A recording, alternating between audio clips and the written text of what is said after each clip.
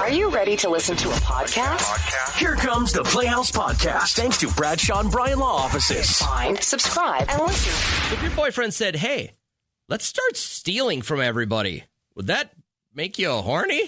Can you help me? Can you help me? Everybody! Other people's problems. Terry joins the show. Again, we know just enough to know that I think I want to talk about this. So what's going on with this New Year's Eve party, man? I hope this is, I'm going to keep it radio appropriate. But basically, me and my wife got invited to a New Year's Eve party. And there's two other couples that we actually know.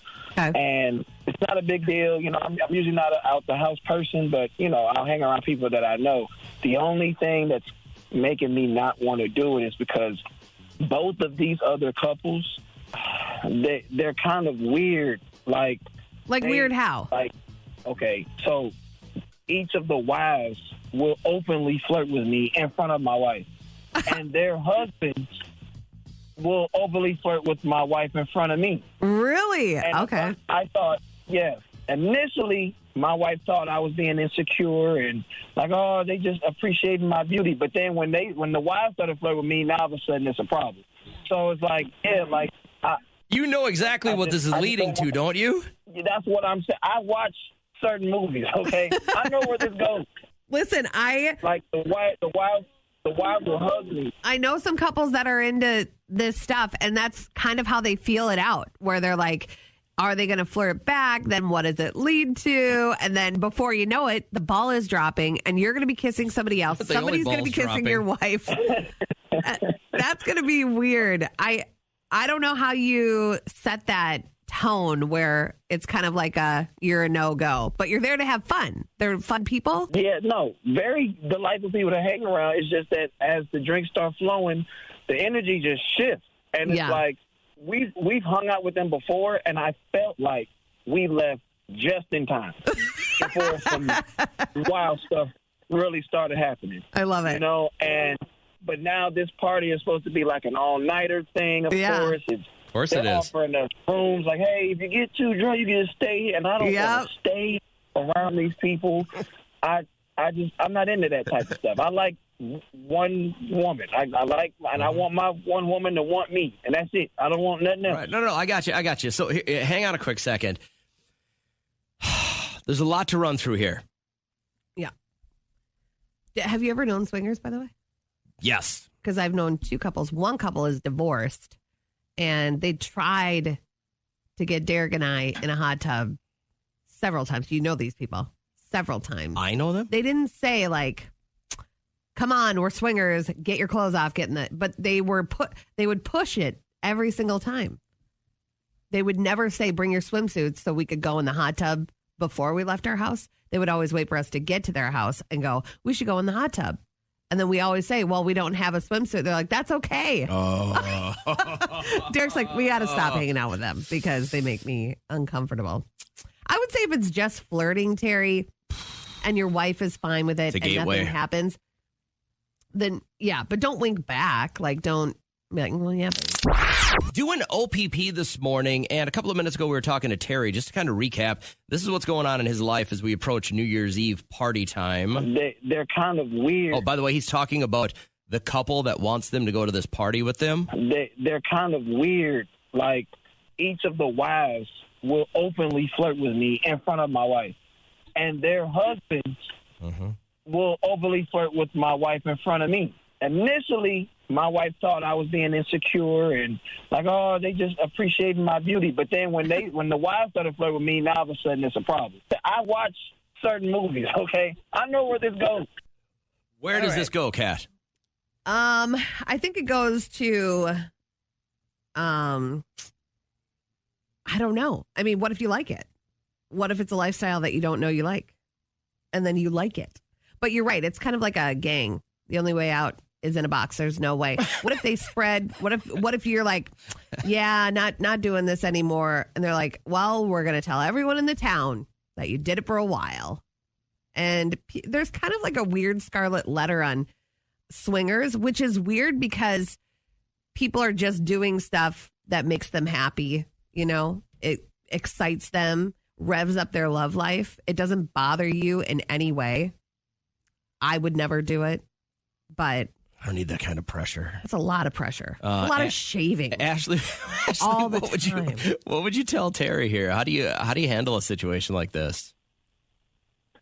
I mean, I personally would just have one of you guys not drink, and then that way, after the ball drops, one of you guys could be like, "Oh, we're tired. We're gonna go home. We had such a great night. We will see you guys later." Yeah, that's a good idea. Wow. But You then don't they're have to going to stay all night. Yeah. Have you ever known anybody that lives this lifestyle? Nobody really talks about it. No. No. You laugh. No. What if you're there with your man, New Year's Eve, and everybody's having a good time? It's about 12:30. People start going to their rooms, and you get the, "Hey, we've got room in our room. Do you want to come in?" Do you go for it? Nope. I got room in my room too at home. Yeah. I don't necessarily feel like when we switch over to 2024, there's going to be a whole lot different in my life. Yeah. I'm feel good about where things are right now. But I do believe this time of the year is always fun to kind of reflect on what's happened over the last 12 months. So if there was a North Star, if there was a one thing on the very top, the pinnacle of your 2023 that you could put into one sentence, what would that be, Kat? I would say you're only as happy as your child, and the growth that he had in, like, with his mindset in basketball is like, one, it's paying off. He goes and sees his trainer Mendel, and the guy is like this big guy and yells stuff, and not mean stuff, but, you know, like truthful stuff, and really tries to make sure that he just can stay positive in his own mind, you know, and that's a big thing. So the pinnacle of your year, 2023, is seeing your child's athletic growth? Yeah, not so much athletic, but it's just the mindset, you know, like just to watch your kid fall apart because he thinks he's letting the team down when he wasn't, you know what I mean? Like, you just want to shake them and say, you're fine, you're doing okay. Them get over that. And when they're happy, like, everything is right in the world. And so when we started seeing that this season, I'm like, hot damn, there we go. Will that likely be your pinnacle of 2024 if it continues, or do you see anything on the horizon? Well, I only think that he's going to get better and improve even more, which is going to be fun to see. But no, I think a personal goal for me is to just really crack down on saving. Like, I think I found a new way to do it where we save even more. Nice. So, yeah, like a lot of people switch between losing weight and finances and stuff like that. Yeah. So I think this next year is going to be more so finances. If you, and I'd love for you to text or call, but if you had to have a pinnacle, a North Star for the year 2023, the thing you look back on that is the highlight of your year, pretty easy for a lot of people. If you had a baby, if you got married, maybe you bought your first house, maybe you got that big boy or big girl job, you graduated, whatever the deal was. For me, it was pretty simple. I was thinking about it this morning, and Trish she's like a year cancer free now. And so that was the easiest one for me, is to go, my wife hasn't had any treatments this year. And then, you know, she go back to the doctor and they're like, you're doing great. Cool. We'll see you in 3 months. We'll see you in 6 months, whatever the deal is. And so that's good to not have to see her go through that. But if you, as you're thinking about this right now, it's always kind of a good thing to reflect. If you had one thing that was like the pinnacle of your year, what would yours be? You want to share it with us? I'd love to see your text.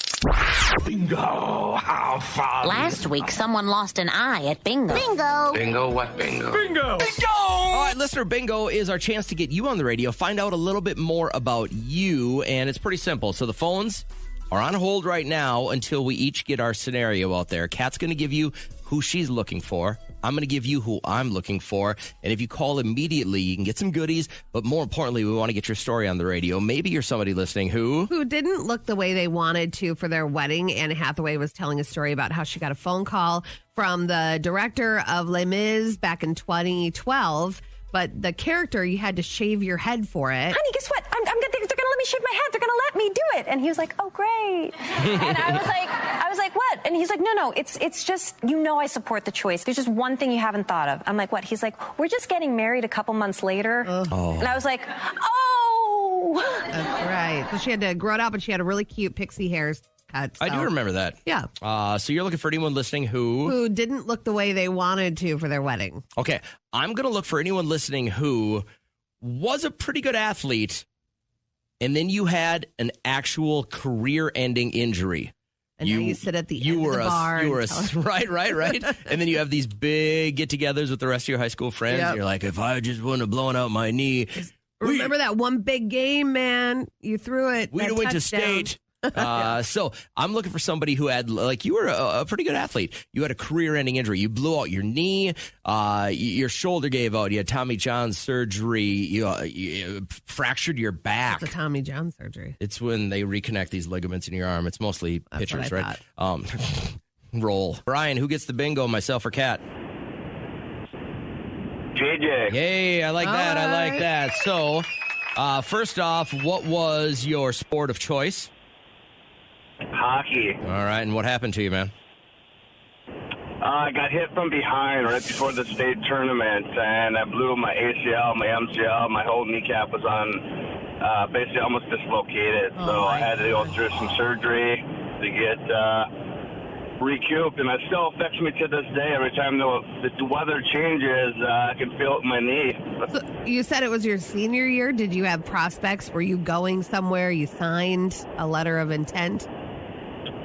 I did sign a letter back then. I was looking to go to UND for hockey, actually, and maybe St. Cloud State was the two choices that I was going to try out for. Who'd you play for? What high school? I was in North Dakota, is where I grew up. Okay. I was a four-sport athlete, so I was in football, basketball, hockey, and track. So I did all four. You played basketball while you were playing hockey? Yes, sir. That was impressive. And then after this happens, it's all over. You're really just kind of, all right, I got to go to school or get a job, right? Yep, exactly. Yep. I did try. I was pole vaulter in track, so I tried whatever I could do there. I took third for state, so kind of recouped it a little bit, but obviously it wasn't to where I needed to get back to. What do you do for a living right now? Does this affect your day to day? I'm a sales manager out of ATS. Okay, so it's not that bad as far as, like, you can still do your job with a bum knee. Were you a student athlete where you can push the importance to teens that are listening right now? Like, don't be one of those dumb athletes that you have anything to fall back on. His name is Nolan, if you'd like to start with I'm actually a youth hockey coach right now, so I am getting on the ice still, helping out in the youth community right now. So obviously I can't play like I used to, but still helping out the sport. I like that. I like that. Last question. Was this a situation where you said you got hit from behind? Was it a cheap shot, or, and then do you look back now and still hold a whole bunch of, kind of angst towards the dude that hit you? Yeah, it was. It was our last practice for the state tournament, really, is when it happened. So it was right before the big dance, so to speak. Probably would have got some more looks, if I went to the state tournament. You said this was in practice? So this was a fellow teammate. Oh, no. This was a teammate, yeah. He was a guy that came down from Canada to play with us, and he was 6'7", 250 pounds, and he kind of went in the back of my knee, and it really messed it up. That's why I don't go up there. I don't go up there at all. Listen, I don't know if you ever got revenge on this guy, but I know a couple guys. Okay. If you've got $45,000, we could work this dude over really, really heavy. None of that is legit. Thank you for calling. I'm sorry it turned out like that. Hey, thanks for putting your efforts back into the community, though. I'm sure these kids don't realize, probably how painful it is for you to strap it up all the time. But thanks for working with them. Absolutely. All right, brother. You guys. It was fun to hear about. Thanks to you too, man. I appreciate that. I bet we could take stories like that. The almost made it story? For the rest of the year. Yeah. Every show for the rest of the year. There's always these guys hanging out there, and gals too. But you don't really realize it till you get into your 40s, and then you have kids that are athletes, and then you start talking to other parents that were the exact same way. You're like, I was just this far from making it. But the ones like that, those are the heartbreakers. The guys that do in themselves or that just didn't have the work ethic. Yeah. But the heartbreaker, like you in practice.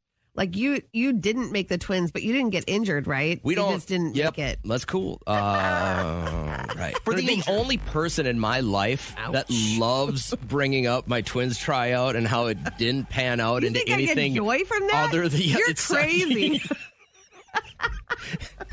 You're out of your How mind. I parlayed it into this sub-universe of radio glory. You're wrong for even doing that every time, too. And you know it's going to be in my head for like the next... God, you're a jerk. Call her Miss M, but if you could read this text, and I'm not exactly even sure where this is coming from, but I was like, oh, juicy. Did we have a bit talking about like secret families or something? I don't know. Happened in the 5 o'clock hour, maybe. But Mrs. M had texted. She said, can't call, going to work, but I assume she and her husband, they were going through some legal issues. She's not going to get into it. So she said that he would disappear and not come home. And then when she would ask questions, he would be very vague. And so she paid Google to search his information, found out that he ended up buying a house. How does that work, by the way? Do you know how that works? I don't. Maybe it's just... I'm glad I don't. Yeah, I don't want anyone to look into my stuff. But she says that she went to this house, rang the doorbell. A teen answered. This person informed her that that was her husband's child, and her mom was the girlfriend. And then she said, as she was leaving, the child said, hey, would you like to leave a message for my dad? She said, yeah, sure. Tell him his wife stopped by. Damn. That's like Wendy Williams. Do you remember that story? When you were banging on the glass and she didn't want to talk to you? What? No. Oh. She didn't see me. I can only assume that's why she didn't respond. But her then husband and manager and producer of her show was creeping around behind her back, got this girl pregnant, was taking her out to vacations and great dinners and buying her stuff. And then he bought her a house in New Jersey. And Wendy got the address from somebody and drove by and spray painted.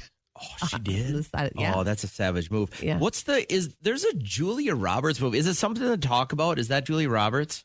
Have you seen that movie? No, I haven't. So anyways, you know, I just remember the song being associated with it, but she's basically, they're like a suburb family, like her and her husband, they got a happy family going on, and she goes into the city for something and then sees her husband, is it Dennis Quaid maybe, walking down the street with some lady and finds out. Is it Kira Sedgwick that he's getting with or what? Boy, good question. I don't remember that part, but basically she finds out he's got a whole nother life with a whole nother family in the city while he's got this whole other family with her in the burbs. Oh my God, I have to watch it. Yeah, it is. I can't believe we've never seen that. What's that? Is that the Bonnie Raitt song maybe? Something to talk about? And then it's all about like everybody knows about it, and I think they end up together at the very end. Yeah. Which is bananas to me. Really? She and Dennis Quaid get back together? I think at the very end, not to be a spoiler alert, but I think they end up making it work somehow. Oh yeah, here she is pounding on the window. And then the little girl goes, "Hi, Dad." Oh man. Yeah. This looks Can scandalous. you imagine that? You know, they don't make movies like they did back in 95. I think the acting was so much better, just like seemed so real. I think they didn't have all the CGI to rely on and stuff like that. Yeah. But thanks for sharing with us. You guys are always more than welcome to dump your problems on us. $3,000 cash. And I know you need it this time of the year, so we're going to get it to you 6:30 Wednesday morning in the KCLD Playhouse. Join the live show for $3,000 at 6:30 Wednesday. Here comes more of the podcast. This audio this morning, and then so I had to look up the news story just to see her mugshot. But this guy who is a cop in a local Florida town.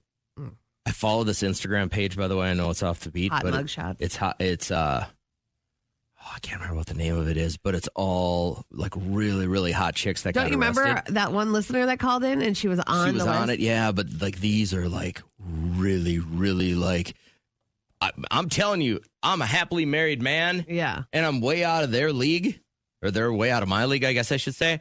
But boy, girls like this will make a guy do some stuff that's not right. Okay, settle down. Just saying. Getting a little weird about that whole thing. But this Florida officer got busted. So he was doing like a scan 1 for Walmart, scan 2 for me situation. They went into Walmart and were skip scanning. They'd scan some items and then they'd put some items in their bag. Walmart caught them, stopped them, and allowed them to rescan the items. Together, they didn't have 5 brain cells. The only thing he did right that day was immediately resign from the Haines City Police Department. But look at old Shelby. She's wearing a shirt. It says, "Dear Santa, I can explain." Very few people can tell a story like a Southerner. like with their ex. They're calm about it. But taking check their time. out good old Shelby. And I love when people are arrested and have mugshots with shirts that like give them away before they get busted. So you're, 15 years into your marriage? Yeah. What if your husband said, hey, I have a foolproof way for us to make enough money to get that lake place you really, really want. Mm-hmm. It'll just take a year of you and I kind of looking the other way on things that might be ethically or morally shady. Nah. You're not going to go for it? I care too much about my reputation that, if people... Why did you just scoff at that? Because I don't. You should. If my wife looked at me and said, hey, you know that big house on Lake Minnetonka we want? Let's live a life of crime so we can afford it. You only live once. I would be into it. If she's like it's a non-violent crime, yeah, I'd at least take a second look at it. I think it's really rare to have two people in one relationship that want to do the wrong thing. Normally, it's one person doing something that is wrong and illegal, and then the other person not knowing about it. I'll tell you how this works. One of them gets turned on by it. One of them gets turned on by doing something naughty. Guaranteed. Really? Guaranteed. It's almost always to the guy that's like, hey, we're never going to get caught. And she's like, oh, are you sure? You being bad is so sexy. I'm all in. And then the girl will screw it up every time and get him caught. Okay. All right. You got a soapbox there. Maybe I agree with you. Maybe it is kind of a turn-on situation. I don't know. I don't know how many people out there. Most are people doing just do it because they know what's wrong and something pops. The endorphins pop in their head. It's a chemical reaction. They're like, it's like the people that decide they're going to get nasty in public because it's the thrill of getting caught. Maybe it is a thing. I don't think anyone would ever admit to it though. Like it's something that you do. It's like a dirty secret. I say we go fishing. Is there anybody out there that will admit to doing any little crimes with their partner? Imagine you are this dumb where like you and your cop boyfriend are stealing from Walmart. They went into Walmart and were skip scanning. They'd scan some items and then they'd put some items in their bag. Walmart caught them, stopped them, and allowed them to rescan the items. Together they didn't have 5 brain cells. The only thing he did right that day was immediately resign from the Haines City Police Department. But look at old Shelby. She's wearing a shirt. It says, Dear Santa, I can explain. So this guy's no longer a cop. And we thought, all right, let's dig into this mentality a little bit. You and the love of your life have decided a crime spree would be a great idea. Enough working an honest job. So this is where I get, like, there's a gray line between straight up stealing from somebody or your company and maybe becoming like a professional gambler. Like, nobody wants to do just the work. Nobody wants to say, I'm going to work my ass off for someone who doesn't appreciate me till I'm 68, and then I'm going to have a moderate retirement where I probably still have to get a part-time job just to be able to relax for a couple years before I die the gruesome death that is ahead of me. You know, easy money is addicting. That's why I get strippers. I really do. Could I ever do it? No, it takes a special person to do it. Am I comparing them to a thief? No, I'm not. I just get how having a ton of money given to you by maybe not doing a ton is appealing. My favorite quote of all time is money won is twice as sweet as money earned. Yeah. And it is. If you can find a way to win it. Now, I'm not straight up saying steal it. But Christy, I appreciate you holding. Tell us about you and your man and how this all works out. Like a few months ago, we went to a store and there was this older woman who had her purse sort of like to the side. Yeah. And he was talking to her, distracting her, and I took her wallet, and I feel horrible about it. Wow. Is this the first time you've stolen from someone like that? No, I mean, I think stolen, we steal from like stores, you know, at like self-checkouts. This is the first time we've stolen like from an actual person. You sound like you have a conscience, like it really got to you. Yeah, I feel horrible about it, but it's kind of like my boyfriend and I's thing. That's such a weird thing to have. I'm in awe right now that you called the radio station to tell us that you took an old lady's wallet while she was distracted by your boyfriend. and he wants to do it again, and you're thinking about doing it again. Now, what kind of a score do you think you could end up with? Like, I mean, do you think you're going to end up with thousands and thousands of dollars? Because you know you're going to jail as soon as you get caught doing this, right? Is that worth it? It's not about the money. It's not about the things. It's like, you know, it feels like an aspect of our relationship at this point. Like, it's, you know, I told you. Part of our love. See, and I'm going to cut you off there because I don't want you to incriminate yourself. But as soon as I could feel that this was the turn on for her, I told you, people get turned on by doing things that are wrong, and it's the thrill of getting caught. So Taylor had texted, my boyfriend and I have done some strange things to turn us on, like your caller. We don't do it all the time, but sometimes when a cashier's back is turned, we'll see how much money we can take from the tip jar. It's a rush, I guess. See? Taylor. Oh, my God. All these people that are like saying stuff out loud. That's crazy. You were right. Part of me makes me feel like I'm living a really good life because I've done none of this. But I don't want your criminal history to make me feel better about not being a thief. I just don't want to go down like that, you know? I don't want to get arrested and go to people jail. Have the fantasy of Bonnie and Clyde going down, like getting caught by the cops. You're driving away. You're out running them. I don't think Derek would ever go along with anything anyway. He's kind of a loser like that. I can't see him running. And he's so loud when he sneaks. Like, if I said, go grab her wallet, he would make so much noise. Hey, do you know me? I'm Derek Lee.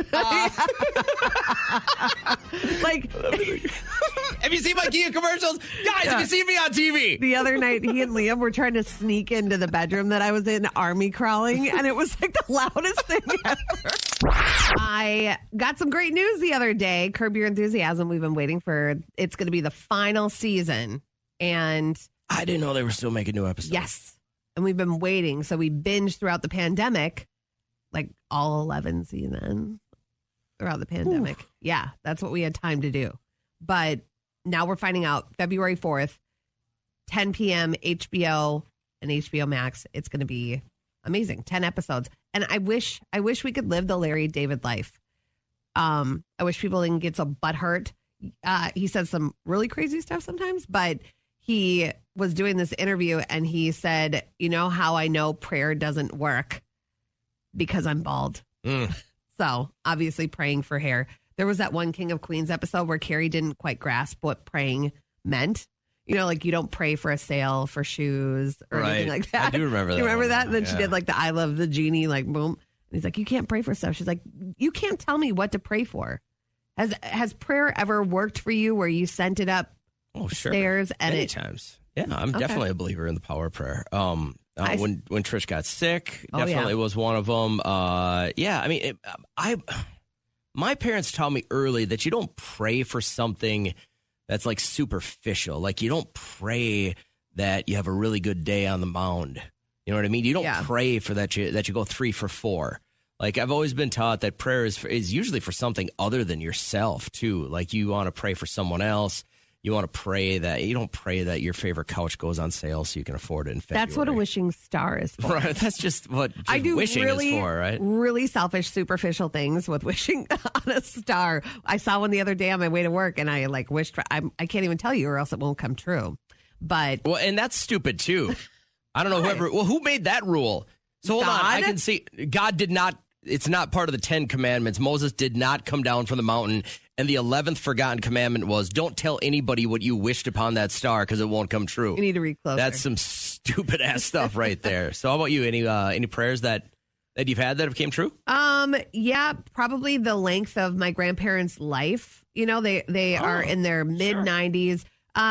Grandpa sleeps a lot, but he's very sharp in a conversation, and Grandma has to go in for back surgery. She's going to be 95, but she's still moving and grooving. I mean, we were just at her house yesterday, and she has a pinched nerve in her back. She had back surgery 6 years ago. That's so rough when you're that age, too. Healed in like a week and a half, like crazy.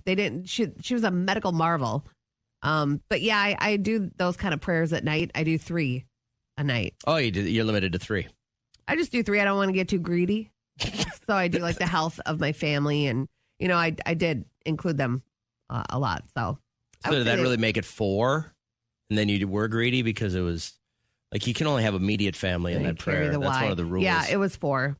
It was 4 total. So. Hey, Ashley, good morning. What was the prayer that you had that was kind of answered? Yeah, so I actually was praying. I have a crush on one of my coworkers, and I have been praying every night faithfully, and he finally asked me out on a date. So they work. Oh, my gosh. It works, guys. I love that you're just like laying there with your head on your pillow, and you're like, please, Lord above, let him look at me and like me. Yes. Literally, yes. So your prayers were answered. What is your next set of prayers going to be? Like a first kiss on the first date type of thing, or? Oh, yes. Yes, and that it goes good, and that we vibe, and that there's a second and third and fourth. All right, we're good. The Playhouse Podcast is made possible thanks to Bradshaw and Bryan Law Offices. Catch the live show weekdays from 5:30 to 9 on 104.7 KCLD. Now, share this with a friend.